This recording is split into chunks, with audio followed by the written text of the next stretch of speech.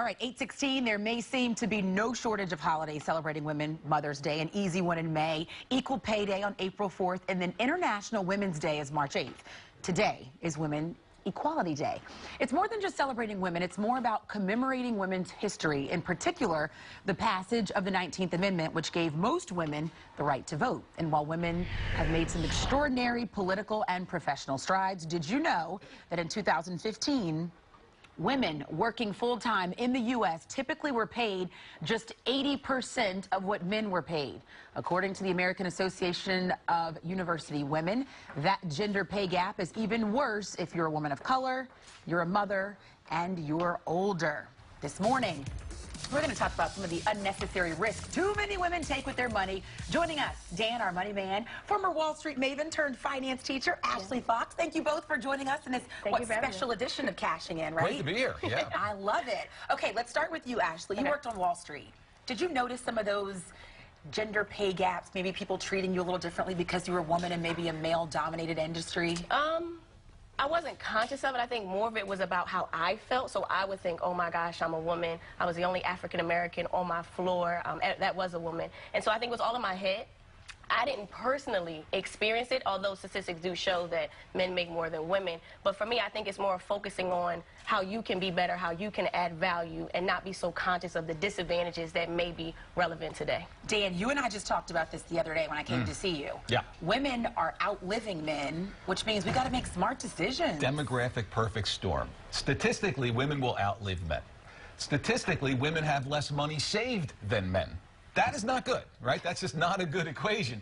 So you're absolutely right. There are some special investment considerations that apply to women that don't necessarily apply to men. We need to understand what they are. And women, you need to take control of your financial destiny. So let's start with 401k. That seems easy, right? You can invest in that. Company matches it sometimes. Are people being smart about those investments, or do you think people know enough? I know myself personally. I just saw Dan the other day, and I said, I have no idea what I'm doing. You always hear invest money in your 401k, but you don't really know what you're doing with it. Mutual funds, stocks, bonds, that kind of thing. So I think it's a good resource to have, especially if your company matches you, because if your company matches you, that's free money. I think we should be conscious. I mean, if I ask you, how much of your money do you care about? All of it. So you should know where all of it is. And so I think us being conscious, asking our employer, what are the fees in our 401k? What are our fund options? How have they done over the past 5 years, 10 years, 15 years? But definitely take advantage of it, because especially if they give you free money. But it is a way for you to set money aside unconsciously and paying yourself first before you even get your money in your bank account. And Dan, we just talked about that too. What do you think is the biggest mistake women are making? So there's two things, I think. The first is you got to be in it to win it, right? So start early, as in your first job, guys, right out of college or right out of school. You want to get in early, right, Ash? Yes, yes. The second thing you want to do is make sure, if you're younger, you're appropriately invested. You can take more risk. If you've got 30 or 40 years to go to retirement, it's okay to load up on stocks. Yes. Forget about what's happening in Washington, D.C. today. It doesn't matter. Right. What's going to matter is over the next 3 or 4 decades, your returns will be better than cash or bonds. Right. If you're a little bit older, Ashley will tell you, you want to dial the risk down a little bit, right? Okay. So that's, it's basic, but Wall Street wants to make this very complicated. Why? So they can charge you high fees to uncomplicate it. You don't need to pay high fees. Learn the basics.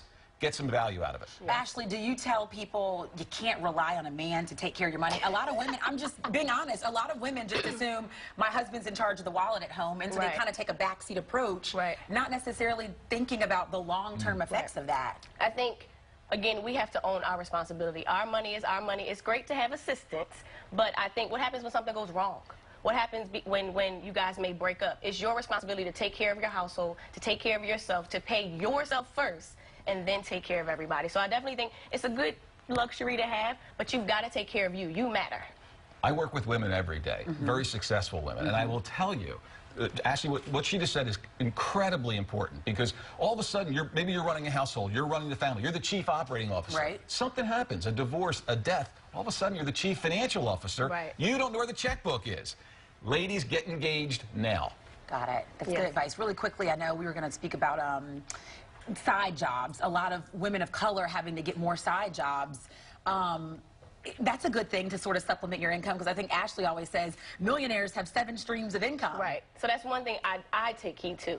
But it doesn't mean that they have 7 different jobs. I think we're so focused on having money now, when we've got to ensure that our life is greater later.